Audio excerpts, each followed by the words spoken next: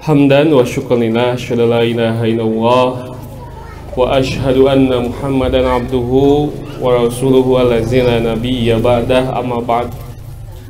Alhamdulillah, pada sore ini kita dapat berkumpul kembali, bermuajahah tatap muka, duduk bersama.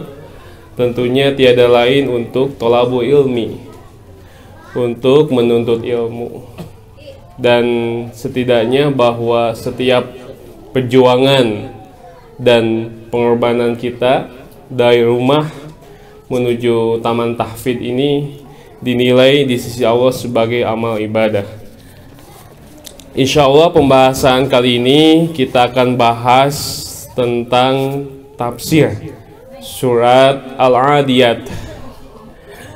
Saat acan dimulai, saya mau bertanya dulu nih, Al-Adiyat terjemahnya apa, Bu? Kuda?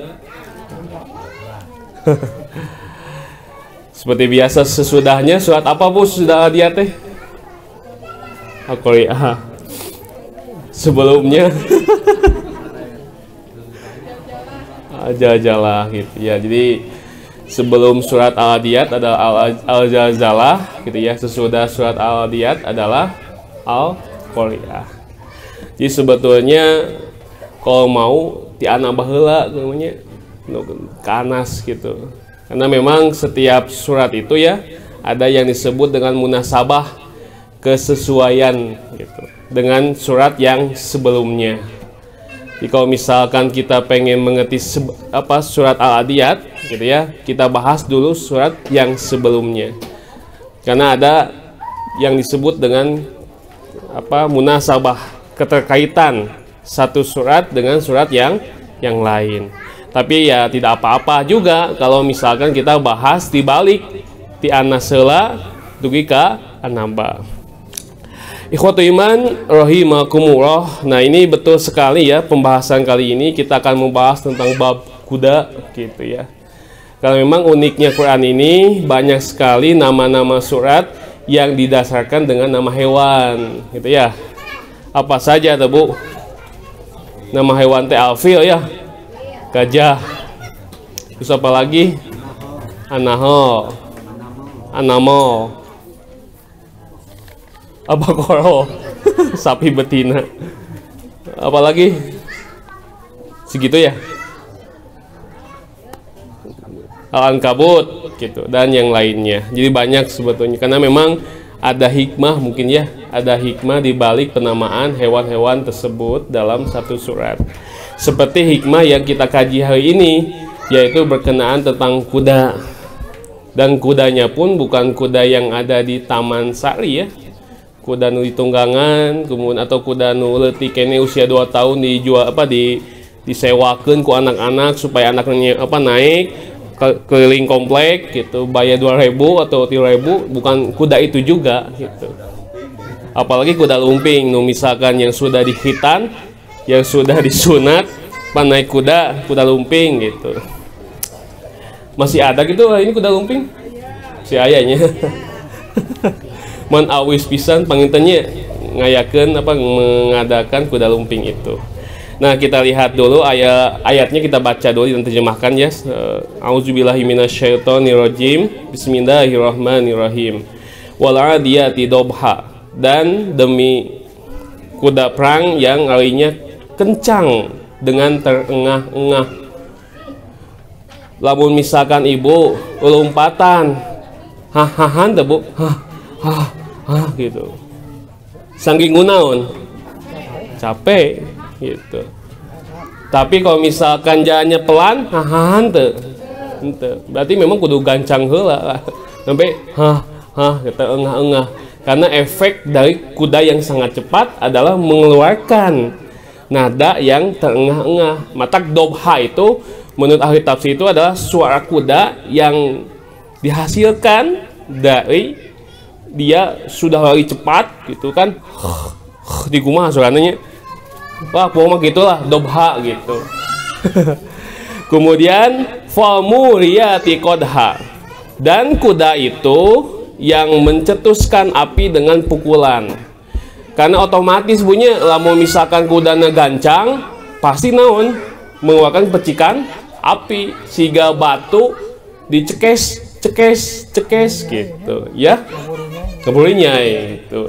Ini menunjukkan bahwa saking cepatnya kuda itu, udah lambat mau ayah percikan, justru karena cepat sok aina batu launan nih kia mau ayah percikan, tapi tak gitu, kudu gancangnya kudu kencang juga, baru di situ ada percikan api. Begitupun kuda, berarti gema kudana gancang ditambah ketika dia menginjakan mencetuskan api tak gitu. Sigana mungkin kita naik ke sungai jengkang terkuat saking gancangnya gitu. Karena memang mesti ada keahlian khusus kalau kita ingin menaiki kuda seperti itu. Kan ada juga ya, setelah dia naik kuda tangannya patah gitu, nyeri awak, sakit pinggang setelah kita naik kuda gitu. Naik nah hese, turunnya juga hese. Kamu naik kuda-kuda yang khusus gitu, segala tah kudanya Prabowo tah warna bodas kan tinggi, itu mahal itu kuda kayak gitu. Lebih mahal dibandingkan mobil malah gitu. Mungkin kudanya yang biasa dijual mah ya murah gitu. Tapi kalau kudanya yang seperti kuda Prabowo itu tinggi, kalau kesatria itu kan tugulanya tinggi-tinggi. Makanan juga makanan spesial, bukan makanan-makanan yang biasa gitu. Bukan bling gitu, bukan makanan bling, pupus tak kaudakeun lain gitu. Kemudian falmu giroti subha, dan kuda itu menyerang tiba-tiba di waktu subuh. Tuh bayangkan, kuda nage datang lagi waktu subuh, waktu sare gitu. Ini kuda ngesjag-jag gitu. Fa'asa nabihi nak'a, kemudian kuda itu menerbangkan debu, percikan api, dan menerbangkan debu saking naona gancang. Maka kalau lihat kecepatan mobil ya, atau kecepatan siapa, itu selalu disamakan dengan kuda. Mobil ini kecepatannya 1000 kuda, kan gitunya, kuda. Nggak mungkin ini mobil kecepatannya kayak 1000 domba gitu, atau 100 keledai. Tapi suka disamakan dengan kuda, karena kuda masih bawa kecepatan. Ini pesawat ini cepatnya adalah seperti 1.000.000 kuda misalkan, karena saking cepatnya. Mata simbol kecepatan adalah kuda gitu. Kemudian kita sepitas itu pawasat nabi hijam'a, karena saking cepatnya musuh juga tiba-tiba kaget. Nah didideui kudana, karena ngajeng lagi jauh, sekali ngajeng efektif atuh. Launan cek sekali ngajeng kudana efektif jauh sekali, sehingga masuk ke jantung pertahanan musuh langsung set gitu. Jujuk kieu weh musuhna juga di tengah gitu. Kenapa? Saking cepatnya eta kuda. Hewan mana paling cepatnya kuda, itu kumaha deui gitu. Kemudian inna insana rabbihi lakanut, sesungguhnya manusia ini terhadap Tuhannya tidak mau berterima kasih. Nah, apa maksudnya kita bahas. Ini kita baca dulu, terjemahkan dulu satu-satu ya. Wa innahu ala zalika lasyahid, dan sesungguhnya mereka tahu, menyadari bahwa mereka itu betul-betul tidak mau berterima kasih. Wa innahu lihubbil khairi syadid, dan sesungguhnya mereka ini kepada harta sangat cinta sekali. Afala ya'lamu idza bu'sira ma fil kubur, maka apakah dia tidak mengetahui apabila dibangkitkan apa yang ada di dalam kubur. Wa husila ma fis sudur, dan dilahirkan apa yang ada di dalam dada. Inna rabbahum bihim yauma idzin lakhabir, sesungguhnya Tuhan mereka pada hari itu betul-betul mengetahui atas perbuatan mereka itu. Ada 11 ayat ya. Nah ini kita bahas dulu satu-satu. Nah jadi surat Al-Adiyat ini awalnya tentang kuda, keduanya tentang sifat asli manusia, dan yang ketiganya adalah tentang di akhirat. Jadi ada 3 pembahasan sebetulnya. Jadi pembahasan Al-Adiyat tidak semuanya bab kuda, tapi ada juga pembahasan tentang sifat asli atau tabiat asli manusia. Dan yang ketiga adalah tentang nanti di akhirat, bagaimana pembalasan, bagaimana Allah membalas perbuatan yang jelek, Allah membalas perbuatan yang baik, itu dibahas pada ayat selanjutnya. Ikhwatu iman rahimakumullah. Nah, jadi kalau lihat di sini ada yang, kalau lihat struktur bahasanya ya, sebelum kita bahas yang lain sesuai dengan makalah, di sini ada struktur bahasa bahwa pada ayat ini ada yang disebut dengan isti'arah tasrihiyah. Maksud isti'arah di sini adalah meminjam kata. Meminjam kata atau bukan makna asli. Contoh misalkan seperti di surat Al-Lahab, wa mra'atuhu hammalatal hatab, dan istrinya itu adalah pembawa kayu. Nah, apakah asli tukang mawa kayu bakar? Bukan itu kan maknanya. Bukan makna itu yang diinginkan. Tapi maksudnya kata itu dipinjam karena biasanya kayu itu sifatnya untuk apa? Memicu. Gitu. Memicu permusuhan, memicu adu domba. Karena istrinya Abu Lahab memang seperti itu tugasnya, tukang memicu adu domba. Maka disebutlah istrinya sebagai hammalatal hatab. Atau misalkan yang kedua di surat Al-Imran 102, wa tasimu bihablillahi jami'an wala tafarraqu, dan berpeganglah kalian kepada tali Allah. Tali ini kumaha bu tali? Talinya. Apakah Allah punya tali? Allah punya tali enggak? Enggak kan? Tapi dia dipinjam kata tali untuk menjelaskan apa? Menjelaskan kalau kita ingin selamat, gitu ya, maka pegang tali itu. Nah, tali di sini adalah kitab Allah.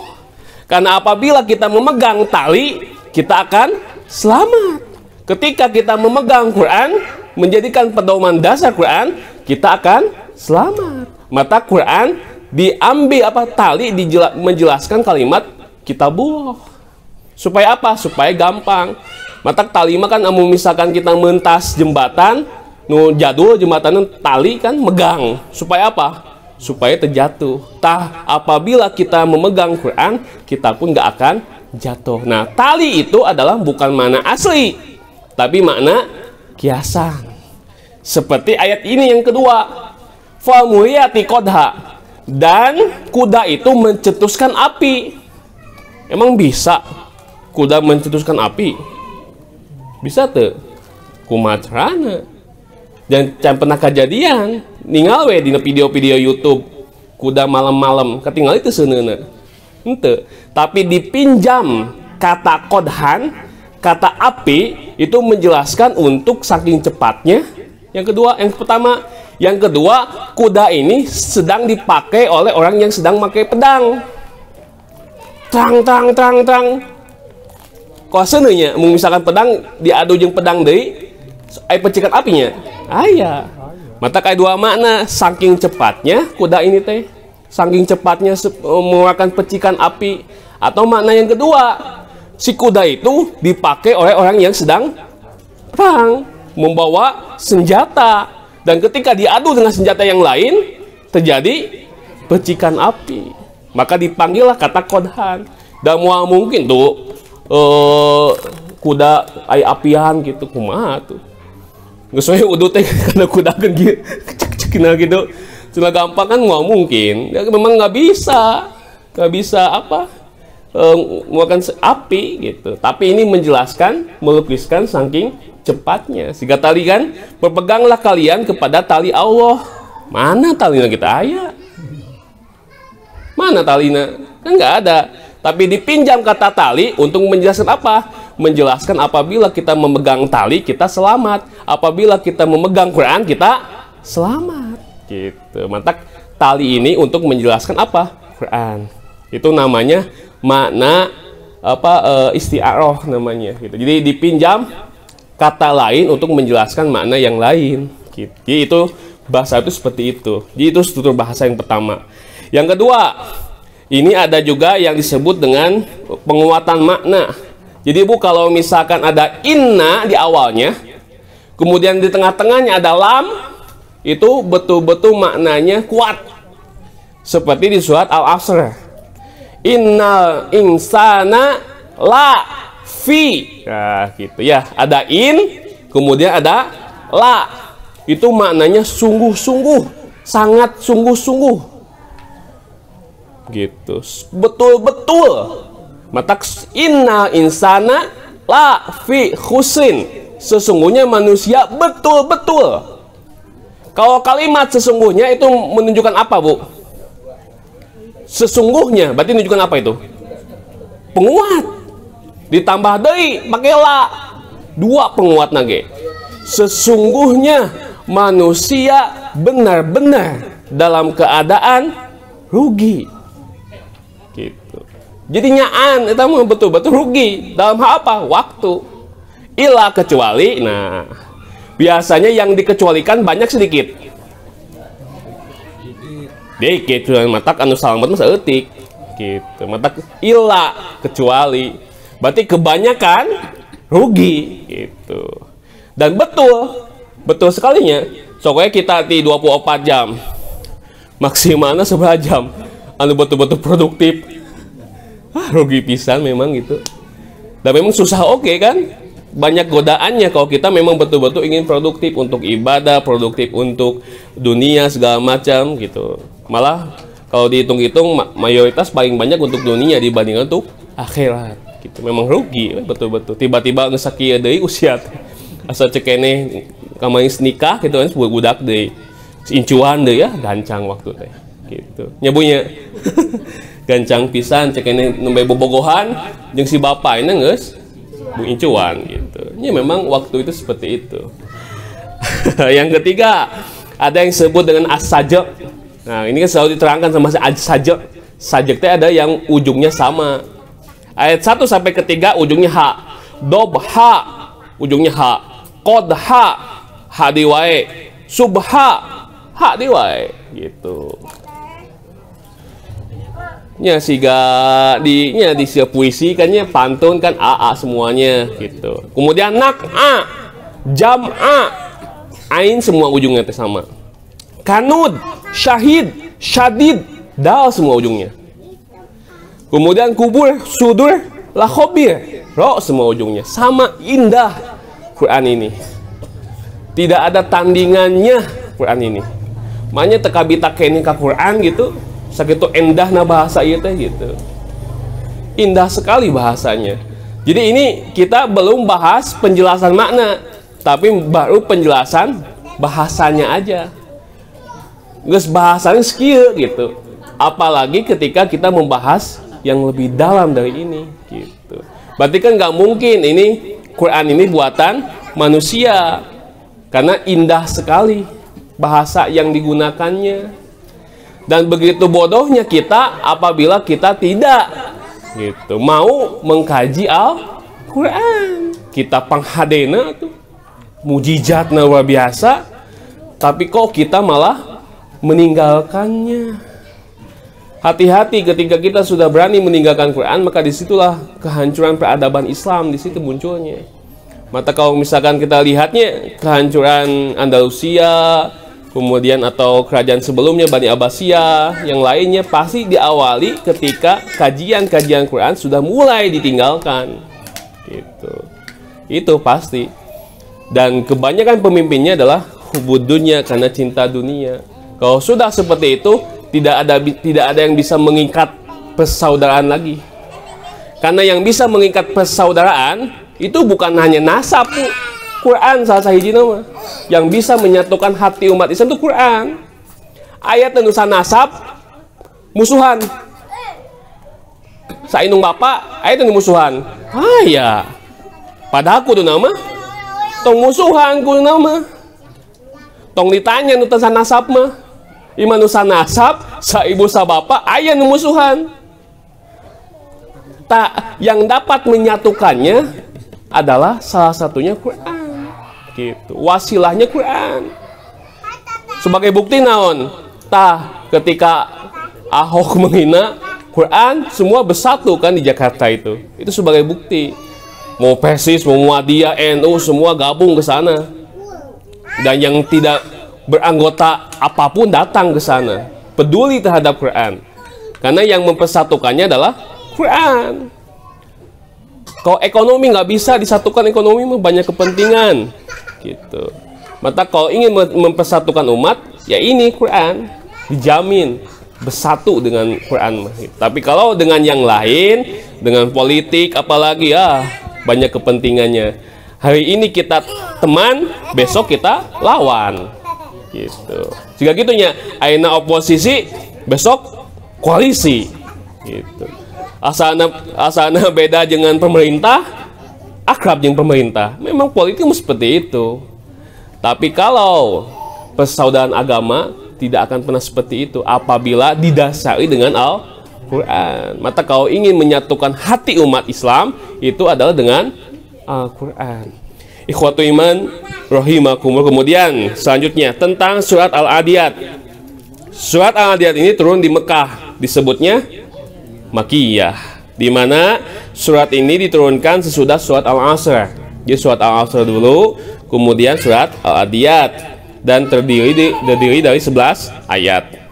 Kemudian surat ini dinamakan surat Al-Adiyat. Kenapa? Karena Allah memulai dengan sumpah Al-Adiyat, maka disebutlah surat Al-Adiyat. Yaitu apa definisi Al-Adiyat? Al-Adiyat definisinya adalah kuda para mujahidin yang berlari cepat menuju musuh. Punten bu mau naik motor ya, dikebutkeun ngajengkang teu? Ngajengkangnya. Mata kudu ahli naik kuda ge. Amun kuda ibu naik kuda Al-Adiyat langsung ngajengkang gitu. Ngaceng. Mata banyak ceritanya kan. Dia banyak patah tangan ketika naik kuda teh. Tapi tekapok hayang deui. Can patah kaki mah. Can patah kepala mah. Deui weh. Betul, saya lihat di YouTube itu yang cerita. Saya belum pernah naik kuda, saya belum pernah naik kuda gitu ya. Tapi kalau lihat di yang cerita-cerita tentang kuda, itu ada yang patah kaki, tapi tekapok naik deui gitu. Memang sunnah Nabi mungkin ya, atau memang disyaratkan juga kuda juga spesial gitu. Jadi ono kapok saja tulangnya potong, naik deui sejak-jak teh. Apalagi naik kuda nu asli ya. Gitu. Kuda nu biasa we ngajengkang gitu. Kumaha kang naikna? Cek bingung kana naikna kan jangkung. Jangkung. Lamun aya tatakan siga kieu mah enak gitu. Tatakan siga kieu mah. Lamun aya tatakan siga kieu nu langsung make tali teh kitu. Kan gak hese, naikna geus hese. Gitu. Can makena. Wah, kudu kuat segala-galana kuda mah memang.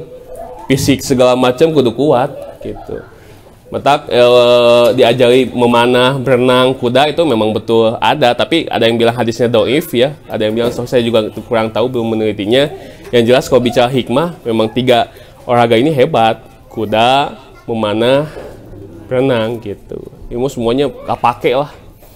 Kuda teu bisa, memanah teu bisa, ngojay teu bisa. Bisa nanaon atuh. Pingpong paling gitu.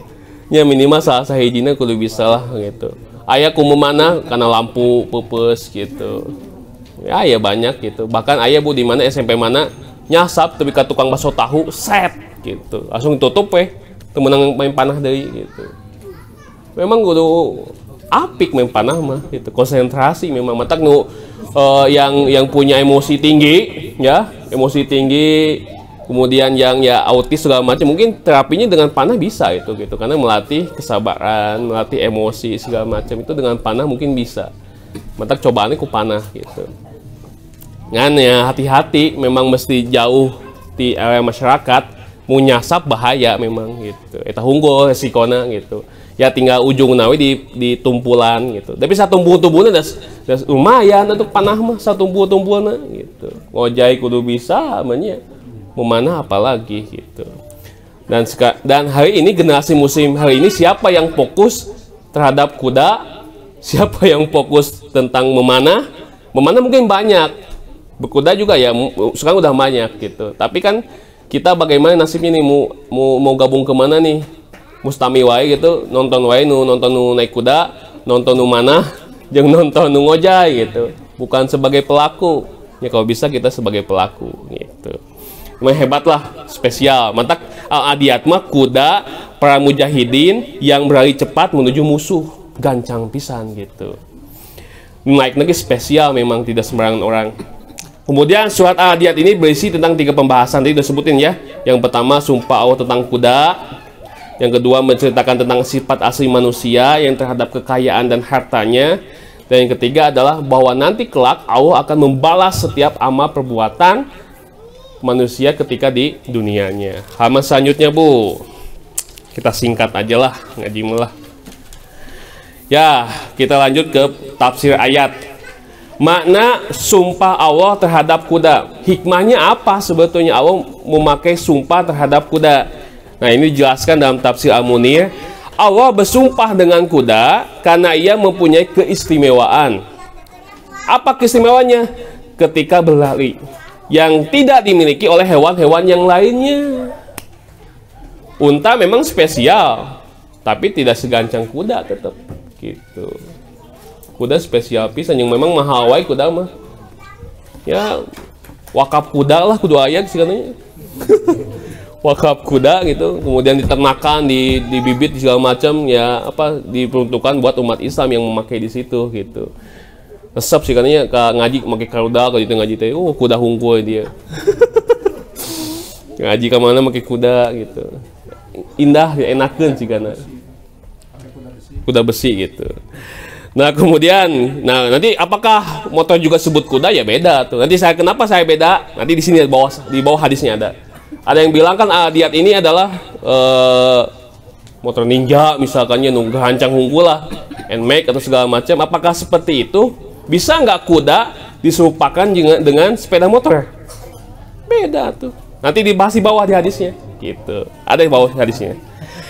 Kemudian kuda juga memiliki kebaikan hingga hari kiamat. Memang ada hadisnya Bu. Kata Rasul bahwa kuda ini adalah memberikan kebaikan sampai hari kiamat. Gitu. Ada hadisnya itu. Karena ia merupakan kendaraan perang di kalangan orang Arab.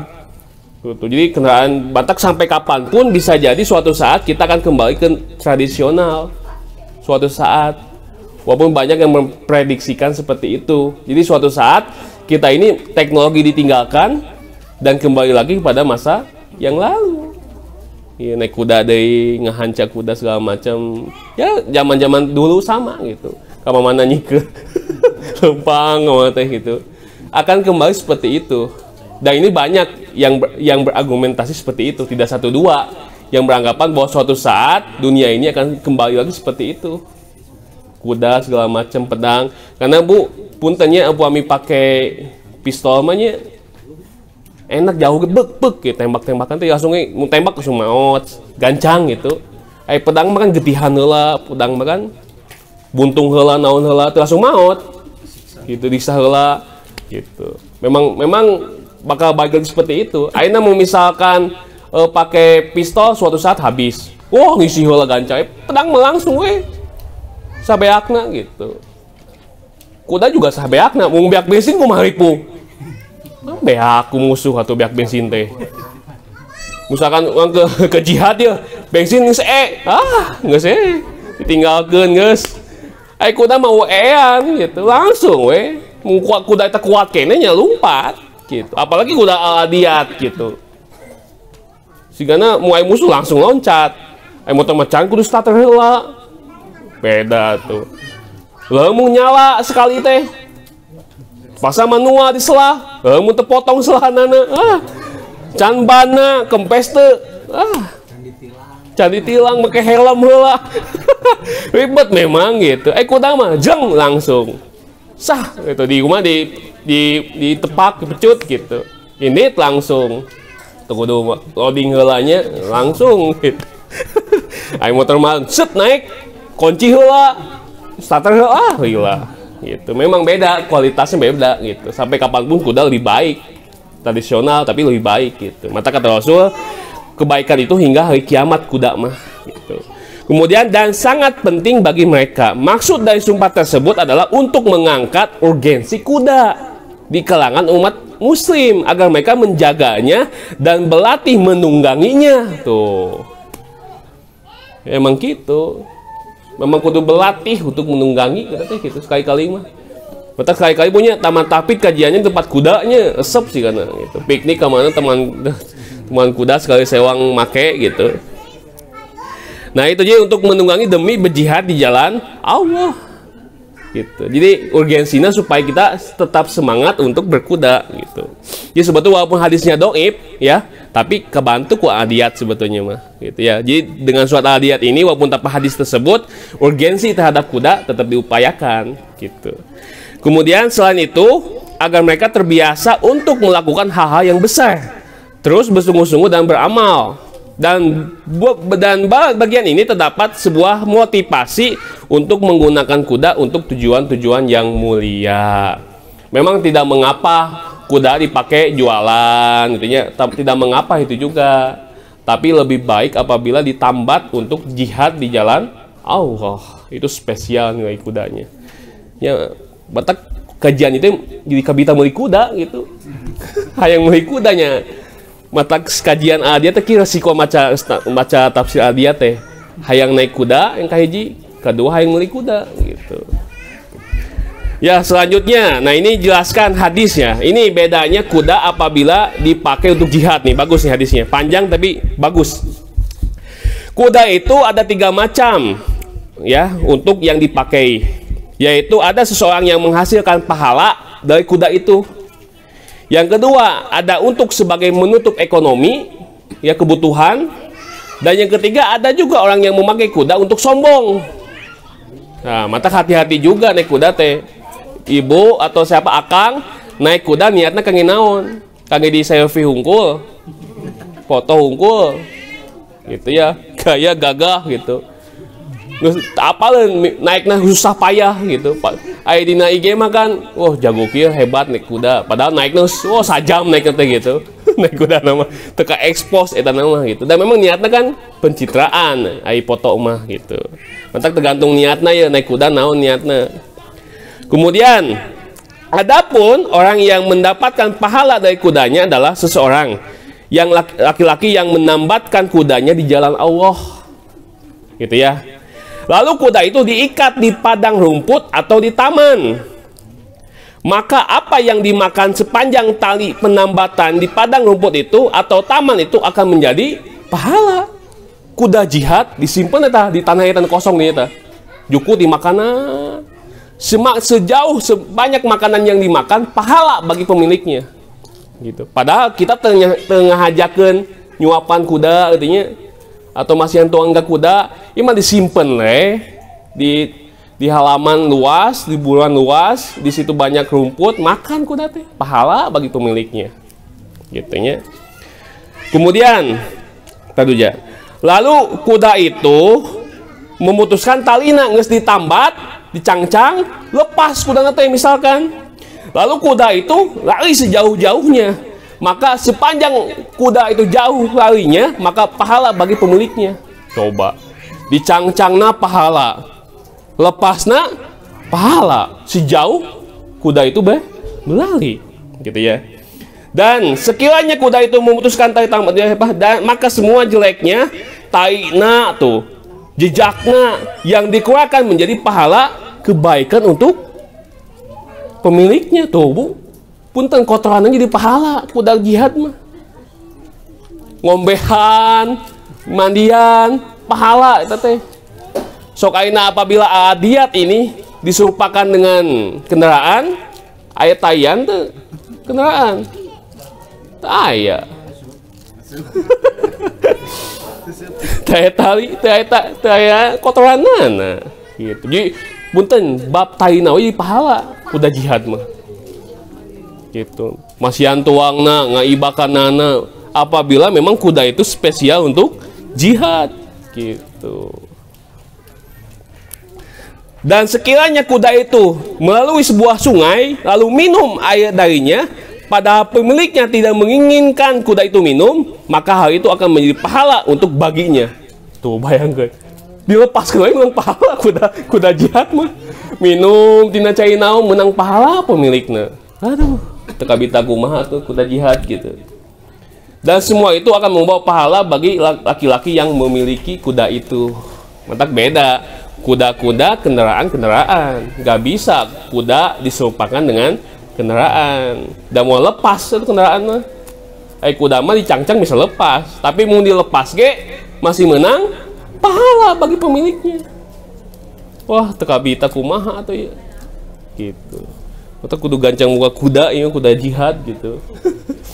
Menang pahala wae gitu, ngurusna menang pahala, kotorannya menang pahala, pahala minumna menang pahala. Sok hewan yang mana, Bu, setiap ngurus menang pahala?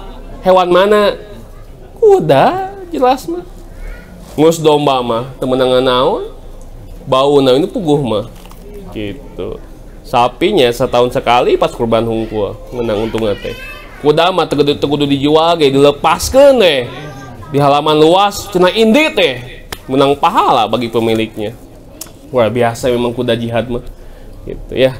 Jadi mata kenapa kuda ini selalu disebutkan gitu, karena jangan sampai kita tidak berminat terhadap kuda. Tidak berminat, tidak bahkan teniat naik kuda teh tong sampai minimal kita punya niat naik kuda weh. Walaupun can pernah naik kuda, minimal niat hayang gitu. Kenapa? Menunjukkan bahwa kita itu memang betul-betul ya ingin berjihad dengan kuda itu gitu. Berjihad dengan kuda itu, dan memang spesial kuda mah tidak seperti hewan yang lain. Sapi laun gitu ya, walaupun badak awakna kuat tapi ya laun atau jeung naon, kuda mah nya takik umpan lagi gitu. Nah itu, jadi spesialnya kuda itu seperti itu. Jadi intinya bahwa Allah itu membahas tentang kuda, hikmahnya supaya kita memperhatikan dan belajar terhadap kuda ini dan mau untuk menunggangi kuda. Mataknya suatu saat memang mesti main kemana tempat kuda, naik ke kudana supaya tahu bagaimana rasanya naik kuda. Walaupun kuda nu ITB heula taman saya teu naon, kuda nu kitu ge lawan heula we coba geus bisa nu kitu naik level anu kuda jihad gitu. Nah itu sepintas seperti itu. Jadi ya gitu dah wayahna ngabahas adiat bagi kabitah yang meuli kuda gitu. Abi mau ngabahas adiat suka yang meuli kuda gitu kan, teu beli-beli. Mahal soalnya, mahal pisan gitu. 100 juta mungkin atau 200 juta. Kalau tidak salah juga kudanya Prabowo juga bisa sampai 200 juta lebih kalau nggak salah. Yang disimpan di rumahnya kan ada di apa khusus ya 200 juta lebih ya teh. Kuda Prabowo teh gitu. Gitu. Mahal pisan memang. Kuda apa ada kuda sampai 1 M, ayo sampai 1 M juga kudanya. Wah, spesial memang kuda memang barang langka gitu. Dan mestinya ini menunjukkan umat Islam mesti yang paling banyak memiliki kuda mah gitu. Tapi kebanyakannya yang berternak kuda ya segala macam sangat sedikit di kalangan umat Islam. Malah lobatnya di mana? Di Australia. Bang, ada istilah kuda Australia kan? Berarti memang Australia mah fokus terhadap peternakan kuda gitu. Nggak ada kuda Indonesia mah gitu. Walaupun ada tapi ya sedikit yang betul-betul adidayanya atau beternak tentang kuda ini sedikit. Tapi kebanyakan di Australia gitu. Patak mahal, kuda-kuda Australia itu mahal sekali. Seharga mobil kan gitu. Bahkan lebih mahal di mobil kuda mah. Nah itu jadi hebatnya kuda jihad itu seperti itu. Bahkan ini kan disebutkan punya kuda itu perginya waktu subuh. Taeta. Ini juga urgensi bagi kaum muslimin untuk biasa bangun subuh. Jadi gagah na umat Islam punten punya disubuhkan ini gagah gitu. Geus naik kuda, geus mandi segala macam geus naik kuda. Atuh tegagah kumaha geus kasep. Umat Islam itu subuh-subuh geus kasep. Bukan hanya kasep, gagah malah. Gagah apa? Dengan kuda masalahnya. Geus naik kuda. Subuh keneng geus bangun, geus geus jag-jag, geus fresh gitu ya. Kemudian sudah kasep, udah naik kuda. Gitu hebatnya. Jadi menunjukkan bahwa bangun subuh sangat diupayakan gitu, sangat diharuskan. Bahkan punten punya umat mana yang menyuruh hambanya untuk bangun subuh? Umat punten Kristiani apakah disuruh? Enggak seharusnya enggak ada. Enggak ada kepentingan juga buat bangun subuh. Buat apa mereka bangun subuh? Oh, Yahudi buat apa bangun subuh? Dan enggak ada kepentingannya mereka juga. Walaupun ada Nasrani sama Yahudi saum, tapi nggak ada sahur. gitu. Nggak ada sahurnya. Kalau umat Islam mah saum ada, tapi plus sahur. Maka ada dalam hadis menyebutkan sahurlah kalian karena dalam sahur itu ada berkah. Gitu. Karena bedanya saum kita dengan saum Nasrani dan Yahudi adalah terletak pada sahur. Mata tong gagayaan kuat abi malah teu kudu sahur misalkan minum sacai we minimal.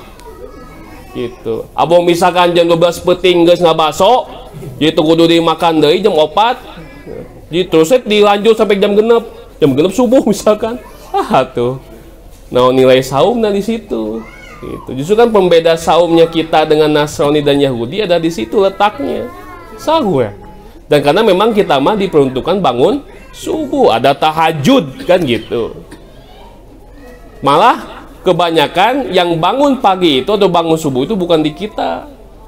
Siapa? Ya umat yang lain serajin subuh teh udang gitu. Padahal tersolat teka mana, tapi udah rajin. Mata lihatnya ke pemimpin-pemimpin yang hebat gitu ya, minimal siga Habibie misalkan, kan di filmnya sampai jam 12 sih belum tidur kan, masih memikirkan rakyat gitu. Kemudian tidur jam 12, bangun jam 2 gitu. Jam 2 teh sholat heula segala macam heula, kemudian memikirkan rakyat Indonesia lagi. Sakaedeung tidurna teh gitu. Bahkan konon ceritanya ini juga saya nggak tahu ya. Bupati Subang itu ya, tidurnya sedikit, gak pernah banyak. Mata orang-orang yang tidurnya sedikit tuh pasti jadi pemimpin dunia. Nu tidurnya saeutik gitu. Iya, jadi efektif gitu dengan sekedap bangun subuh langsung dari kegiatan yang lain, sholat tahajud segala macam. Itu pemimpin-pemimpin dunia yang hebat. Jadi kalau kita ingin jadi pemimpin dunia, sedikitlah tidur. Kayak tahunku simpel, hayang jadi pemimpin dunia masa etik. Tong basar begitu. Rasul ini ya, Rasul itu tidur kata Budi Asyari itu cuma 3 waktu Rasul tidur itu. Setelah tahajud, kalau nggak salah setelah tahajud kan, itu bukan tidur ya, nggak boleh seetik gitu. Setelah tahajud, kemudian tidur siang, malam udah. Gitu. Mata kita mah kan siang nggak tidur nih, otomatis subuh isang setunduh. Subuh terbangun, walaupun isang tidur teh tetap jam 5 udah ngerti gitu. Padahal tidur siang itu efektif, bagus tidur siang itu. Banyak penelitiannya, tapi hese di kita mah diamalkeun memang terbiasa sih tidur siang teh. Kalau kelas Google itu Ibu ya, itu ada Bu di kantor nanti ada nap room. Nap room itu tidur siang. Jadi pegawai itu gajinya gede, nyatita sare siang coba. Tegenah kumaha tuh gawe di siga gitu. Di kita mah nyagawe full. Gaji leutik. Nunutan dicarekan nih gitu. Padahal justru ketika dia sudah tidur siang itu otak teh fokus deui. Gitu. Mata kalau di kita kan ngadain acara nih siang, isoma, istirahat, sholat, makan. Tiduran, mata geus isoma tunduh. Ya pasti tunduh atuh. Kudu mah isoma sholat makan tidur heula saeutik. 5 menit 10 menit mah situ acara deui langsung itu lebih efektif karena fokus gitu, lebih fokus betul itu Bu. Saya udah melakukan penelitiannya itu. Penelitiannya sudah dilakukan, itu lebih efektif kalau kita ada tidur siangnya gitu. Mata kayak Budi Asyari itu di sekolahnya SD Kutab itu ada diajarkan pada anak-anak SD itu tidur siang heula. Di budak sekolah SD salah heula. Kayak bangun menjelang zuhur, bangun salat zuhur gitu, sekolah deui biasa gitu.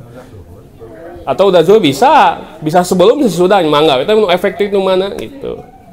Tapi setelah itu memang mimiti mah tidak terbiasa mah bahaya memang gitu. Mesti dibangunkan, jangan lama-lama teuing. Tidur siang tuh sampai ke maghrib gitu. Efeknya ke malam nanti, gak akan bisa tidur dia malam-malamnya. Efeknya kemana? Ke siang. Terganggu waktu siangnya. Katakan di surat An-Naba kan, waja'alnan naharo ma'asya. Jadikan siang itu untuk kehidupan. Waja'alna laila libasa. Kalau malam untuk tidur istirahat gitu. Ada waktunya memang. Nah itu seperti itu. Jadi surat Al-Adiyat juga selain ngebahas tentang kuda, urgensi tentang waktu subuh gitu. Karena memang Kiranya munafik atau bukan itu kan dari sholat subuhnya. Sholat subuhnya memang aduh eta mah seleksi alam. Kalau subuhnya sudah banyak, Yahudi akan ketakutan. Berarti umat Islam bangkit gitu. Kalau subuhnya masih seetik, ya masih jauh kene kebangkitannya. Masih single gitu, nu adan eta, nu imam eta, nu qomat eta, makmum eta kene gitu. Ya berarti jauh sekali dari kemenangan gitu. Tapi kalau subuhnya sudah banyak, sama seperti Ramadan misalkan, itu wah udah ketakutan sekali gitu. Yahudi itu pasti bakal ketakutan sekali apabila itu terjadi. Kemudian selanjutnya ini tafsir ayat kufur terhadap nikmat Allah dan sifat manusia terhadap hartanya. Nah, sesungguhnya sesuai tabiatnya manusia itu pastilah mengufuri nikmatnya, sering mengingkarinya dan tidak mengakui hal yang mengharuskannya untuk bersyukur kepada Sang Pencipta. Matak nu hese mah sanes sabar, tapi nu hese mah syukur. Nu paling hese mah. Amun ibu nyeri huntu, langsung sing sabarnya gitu. Gampang. Tapi entos jag-jag hilap. Pas tegaduh naon sabar. Pas punya naon ho teu zakat, teu infak, teu sedekah. Terus tinggi mah. Terus dihandap mah datang ke masjid. Wah, segala macam. Terus di luhur mah poho. Mata yang paling susah itu bukan sabar tapi syukur. Yang paling susah itu. Sabar mah gampang gitu. Nyai huntu ya sabar langsung gitu. Tapi ketika huntunya sudah sehat, udah lupa lagi terhadap nikmat bagaimana ketika sedang sakit gitu. Nah itu memang tabiat seperti itu. Mata sehingga di sini disebutkan oleh Imam Al Hasan menyebutkan bahwa yang disebut dengan lakanud adalah huwalaji yang udu masoib. Dia selalu mengingat-ingat musibah dan melupakan nikmat-nikmat Allah. Jadi inna insana lirabbihi lakanud. Sesungguhnya manusia itu terhadap Allah lakanud. Tidak mau berterima kasih. Maksudnya apa? Menghitung-hitung musibah dan melupakan nikmat. Pangkitunya kita kayak geus musibah we. Kasusah we. Kapopoe teh. Gitu. Tempe deui we tuang teh gitu. Matak nu hese mah kadang-kadang sanes anu masihan tapi nu nampi. Kadang-kadang mah di pasihan tempe aduh nu tempe mah tuh di imah ge aya tuh euy ting tong tempe. Matak nu kadang-kadang bukan hanya yang mengasih yang menerima yang paling susah itu mah. Sok mung ibu anu masihan teh tuangeun anu geus nu kamari. Kan asa kumaha gitu. Jadi ya udah jadi dia tidak semangat lagi gitu. Di pasihan ayam tapi ayamnya telas. Cik anu telas matong di pasihan lah. Nu bagus. We pan kitu jeung ngeluh. Sok ibu siga nyumbang baju pas donasi. Nyumbang nu pas ngebutut bajuna atau nu bagus kene. Susahnya kan butut kan gitu. Ya ini juga menunjukkan bahwa buat kita semua bahwa kadang-kadang kita selalu mengingat musibah tapi melupakan nikmat. Memang sakit huntu teh musibah, tapi nikmat yang lain apa? Kita masih bisa makan, masih bisa berjalan. Ngan hiji musibah melupakan semua nikmat, hati-hati. Padahal nikmat mah lebih luas. Musibah mah ngan eta. Contoh sakit gigi hungkul sakit mah mata mah biasa, penikmat itu masih bisa kena ningali, hidung masih bisa napas, nikmat gitu. Tapi nu inget naon sakit gigi na hungkul, musibah na hungkul nu ingat, tapi nikmatnya lupakan gitu. Nah itu singkat aja ya. Kemudian di sini juga disebutkan yang kedua, yang pertama tidak mau berterima kasih. Yang kedua adalah bahwa sesungguhnya manusia ini terhadap harta sangat syadid, sangat cinta terhadap harta ini gitu. Maka jangan sampai kita menjadi budak harta, tapi jadikanlah harta itu budak kita. Maksudnya apa? Kalau misalkan kita nih punya uang gitu ya, kemudian disimpan di bawah bantal, dilipat dan segala macam, kan was-was nanti kan. Jadi seolah orang ngajak harta teh, harta teh saha sih, berkudu dikawal segala gitu.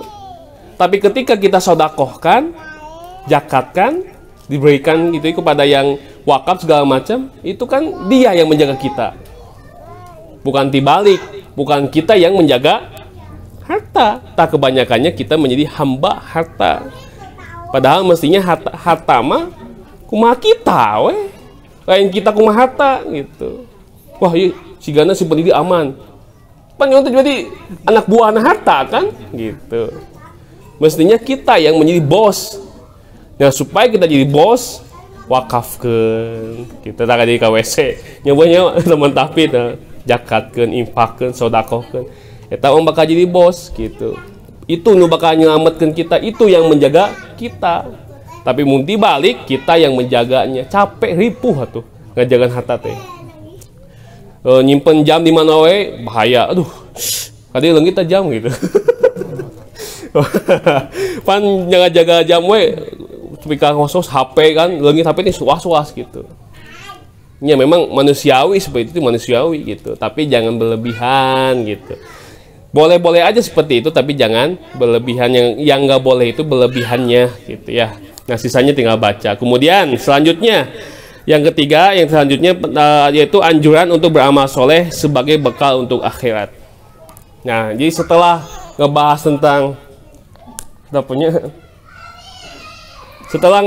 tentang harta sifat asli, jadi gini, kalau Quran menyebutkan al-insan punya itu teh menunjukkan sifat asli manusia. Sok we tinggal kalimat al-insan biasanya setelahnya sesuatu yang jelek biasanya, atau sifat asli manusia seperti khuliqal insanu doifa, manusia itu diciptakan dalam keadaan lemah. Inna insana lafi khusrin, sungguhnya manusia itu betul-betul rugi. Nu awan yang nu awan nggak bahasnya gitu. Kalimat al insan mah, karena ketika disebut al insan biasanya Allah sedang menjelaskan sifat asli manusia. Ini juga sama, inna insana lirabbihi lakanud, innahu ilhubi khairah syadid. Itu semua ngebahas al-insan, sifat asli manusia, tidak mau berterima kasih dan suka terhadap harta. Suka itu dua kemungkinan, memang betul-betul suka, atau yang kedua bakhil gitu. Bakhil itu kan pedit berarti. Ini karena bab dangdutan kop ya sponsoran gitu. Tapi bab pengajian kayaknya sigana anjing deui lah gitu. Ya gitulah, jadi susah kadang-kadang gitu ya. Mestinya kepada akhirat lebih banyak gitu ya, kepada dunia ya cukupnya aja gitu, sesuai dengan proposal yang diajukan. Tapi kalau misalkan akhirat mah proposal misalkan 1 juta 2 juta kan, namun kita punya mahnya gitu kan, bagus nama. Tapi ya walaupun demikian tetap semampunya gitu. Mata kalau dalam amal baik mastato tum sabisana, tapi kalau meninggalkan agama sejauh-jauhnya gitu. Selanjutnya, nah ini maksud ayat apalah ya lamu izabu silma fil kubur. Maksudnya apa? Dia akan dikeluarkan yang telah mati dari dalam kuburnya. Jadi bakal dihidupkan kembali, orang yang sudah mati itu akan dihidupkan kembali. Gitunya. Ya mau gimana lagi ya, pasti bakal dihidupkan kembali ya tuh. Maka ini menunjukkan bahwa kita mah hidup untuk hidup, bukan hidup untuk mati. Kalau hidup untuk mati ya sama seperti mereka tuh. Bebeakan teh kan ya bakal mau teh ya, ayo lama kan beramal soleh segala macam karena untuk hidup lagi nanti. Bukan untuk mati, tapi hidup untuk hidup, bukan hidup untuk mati. Kalau hidup untuk matinya mati selesai weh. Sehingga kemarin tuh ada mahasiswa ITB kan, gandung diri kita S2. Terus gitu menyin suratnya hapunten gitu lah, bahasa hapunten gitu. Ke mau masuk ITB teh hese, dia malah ngeus asup gandung diri gitu nya. Ya, begitulah gitu. Orang-orang yang memang lemah imannya gitu. Hati-hati waktu sendiri kan itu. Jadi kalau ingin mengetahui tauhid kita bagus atau tidak, cek pasorangan dah. Gitu Ketika kita sendiri, kumaha sikap kita? Pada jamaah mah enaknya ngaji resep gitu. Tinggalkan ku sadayana ngaji teh mah enak. Ente. Mata pengen tahu kualitas tauhid kita adalah ketika kita sedang sendirian. Sok we tes ke usaha saha sok ngelamun naon eta.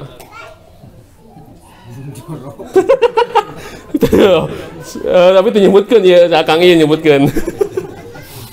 Ya, mata betul kalau kita ingin mengetahui tauhid kita bagus atau tidak, lihat aja ketika kita sendirian.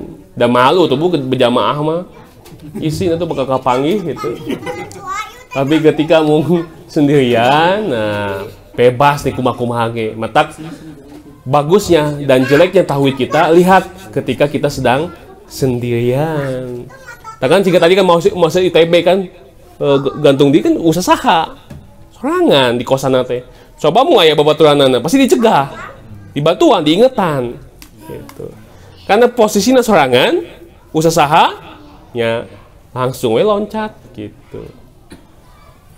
Ya gitu memang kalau kita yang pengen tahu kualitas tauhid kita, lihat uji aja ketika kita sedang sendirian, usaha ya gitu.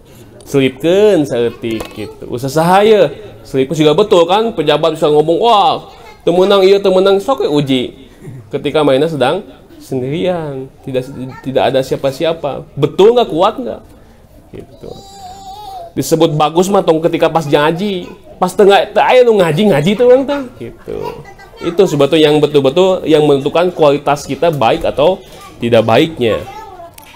Kemudian setelah dibangun, kenapa? Wahusila ma fis sudur. Kemudian akan ditampakkan apa saja yang ada di dalam hatinya. Maksudnya amal perbuatannya akan dinampakkan. Apa saja yang sudah dilakukan akan ditampakkan juga di situ. Semuanya akan ditampakkan gitu, ditontonkan di situ. Kemudian inna rabbahum bihim yauma idzil khabir. Nah, pada saat itu gitu, Allah akan membalas perbuatan sesuai dengan amal perbuatannya gitu. Nah, kalimat la khabir bukan berarti maha mengetahui, maksudnya adalah Allah akan membalas sesuai dengan perbuatan yang dilakukan oleh hambanya itu. Yauma izin, ketika itu, sungguhnya Allah ketika itu betul-betul mengetahui. Apakah Allah mengetahuinya ketika itu atau sebelumnya? Sebelumnya Allah juga sudah tahu, tapi dikuatkan dengan kalimat yauma izin. Padahal tanpa kalimat yauma izin Allah sudah tahu. Kan terjemahnya gini, sesungguhnya Allah pada saat itu betul-betul mengetahui. Tidak usah pada kalimat pada saat itu pun Allah sudah tahu. Gitu. Tanpa ada kalimat pada saat itu. Kalau begitu seolah-olah Allah mah tahu nanti pas eta we. Pas sebelumnya kumaha? Seolah tidak tahu. Padahal itu menjadi penguat bahwa Allah pada saat itu betul-betul akan membalas perbuatan sesuai dengan amal yang dilakukannya. Maka oleh sebab itu di sini disebut penutupnya firman Allah pada saat la khabir bermakna adalah Allah akan senantiasa mengetahui. Kata khabir itu mengandung makna membalas mereka pada hari pembalasan tersebut. Gitu, akan dibalas sesuai dengan amalan perbuatannya. Maka kata Aisyah, jangan pernah meremehkan amalan kecil, sekalipun amalan itu kecil. Dan jangan pernah menganggap dosa kecil. Jangan pernah meremehkan dosa kecil. Jadi jangan pernah menganggap kecil amalan kecil dan jangan meremehkan dosa kecil. Karena dua-duanya bisa berdampak. Amalan kecil teh siga misalkan masihan tuangan konsumsi pas kajian taman tahfidz misalkan gitu ya, amalan kecil teh. Dengan 10.000 bala lagi cukup sebenarnya 10.000 tuh naon 10.000 mah kan. Tapi kan itu amalan kecil. Tapi la khabir pasti akan dibalas yang lebih baik oleh Allah. Jadi Allah mah apa ya? Waduh, maha betul maha segalanya gitu. Orang beramal seetik dibalas spesial tuh. Katos menye amal sakitu-kituna tapi dibalas berlipat ganda. Maka kita bertransaksi dengan Allah tuh nggak ada ruginya. Untung semuanya teh, untung terus, maka untungnya berkali lipat, gitu. Jadi Alimat inna rabbahum bihim yauma izil lakhabir menunjukkan bahwa siapapun yang melakukan amal soleh dan siapapun yang akan melakukan amal kesalahan, dua-duanya lakhabir akan dibalas oleh Allah. Maka nanti ayat sebelumnya surat sebelumnya tentang al-zalzalah kan, wa may ya'mal misqala dzarratin. Nah, berapapun amal yang kalian lakukan walaupun hanya kecil pasti akan dibalas gitu. Masihan kurma tilu pahala tadi saeutik gitu. Atau masihan nggak dinten we kenceng 1000 eutik nya, tapi jangan dianggap remeh gitu.